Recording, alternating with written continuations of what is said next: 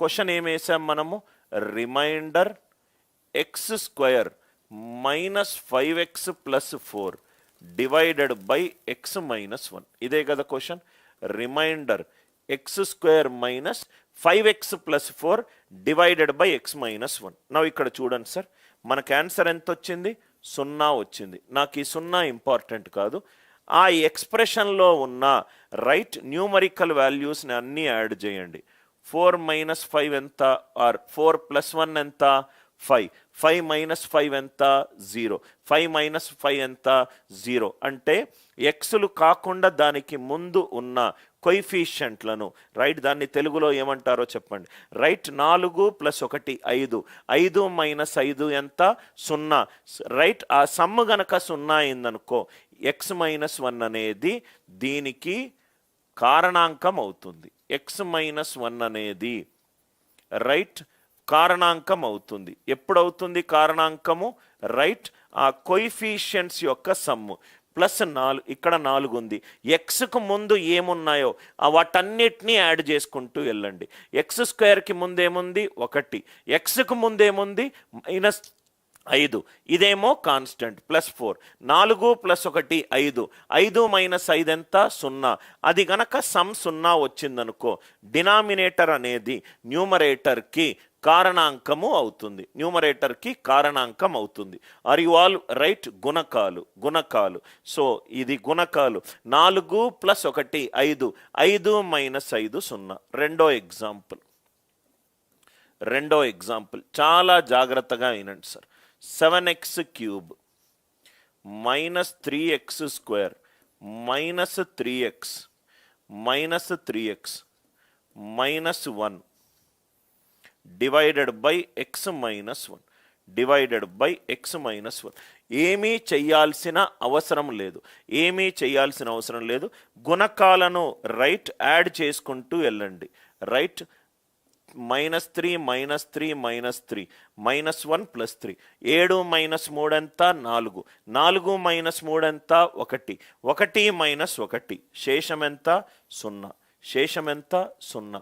Are you all with me? Right, some of the coefficients గుణకాలను add చేసుకుంటే కూడిన తర్వాత మొత్తం గనక 0 వస్తే డినామినేటర్ అనేది న్యూమరేటర్కి కారణాంకం అవుతుంది. ఇంకో example, X cube minus 5x square plus 4 divided by x minus 1. గుణకాలను కూడిన తర్వాత వచ్చిన వాల్యూ కనుక 0 కనుక అవుతే ఆ డినామినేటర్ అనేది న్యూమరేటర్కి కారణాంకం అవుతుంది. అంటే రిమైండర్ 0 ఉంటుంది. ఎక్స్ బదులు 1 పెట్టుకోండి. 1 ప్లస్ 4 5. 5 మైనస్ 5 ఎంత? 0. ఈ ఫస్ట్ ఎగ్జాంపుల్ అందరికీ అర్థమైందా? అంటే గుణకాలను కూడడము, సమ్ ఆఫ్ ది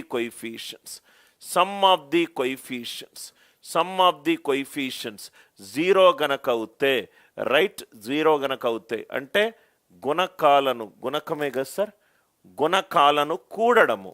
రైట్, గుణకాలని గుణకాలను కూడితే రైట్ 0 గనక వస్తే డినామినేటర్ అనేది న్యూమరేటర్కి కారణాంకం అవుతుంది. ఈ ఫస్ట్ కాన్సెప్ట్ అందరికీ క్లియర్గా సార్? చాలా ఇంపార్టెంట్ కాన్సెప్ట్. మనం కొంచెం లెవెల్ ఆఫ్ డిఫికల్టీ పెంచేటప్పుడు ఇంకా బాగా దీని యొక్క యూటిలిటీ ఉంటుంది. నవ్వు ఇక్కడ చూడండి సార్, ఇంకో example, remainder 1 x square plus 4x plus 3 divided by x plus 1. Remainder 1 x square plus 4x plus 3 divided by x plus 1. X square right, x square plus 4x plus 3 divided by x plus 1. నవ్వు ఇక్కడ చూడండి, x బదులు -1 పెట్టుకుంటా. -1 square plus 4 into -1 plus 3. 3 plus 1 4. 4 minus 4 ఎంత? శేషం 0. 4 minus 4 శేషం ఎంత?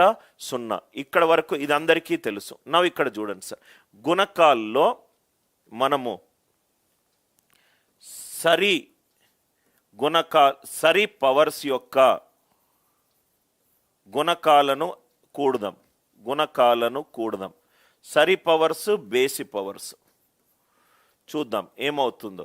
ఇది ఎక్స్ పవర్ 0 ఎక్స్ పవర్ 2 1 + 3 ఎంత 4 1 + 3 ఎంత 4 రైట్. ఇది బేసి ఇదెంత 4 ఈక్వలెంట్ టు 4 అంటే x+1 అనేది న్యూమరేటర్కి కారణాంకం అవుతుంది. చాలా ఇంపార్టెంట్ పాయింట్ సార్. గుణకాల మొత్తాన్ని కూడితే సమ్ము గనక 0 వచ్చిందనుకోండి x-1 అనేది కారణాంకం అవుతుంది. x+1 అనేది కారణాంకం ఎప్పుడవుతుంది సార్? x+1 అనేది కారణాంకము ఎప్పుడవుతుంది? బేసి పవర్ల మొత్తము సరి పవర్ల మొత్తంకి ఈక్వల్ అయినప్పుడు x+1 అనేది కారణాంకం అవుతుంది.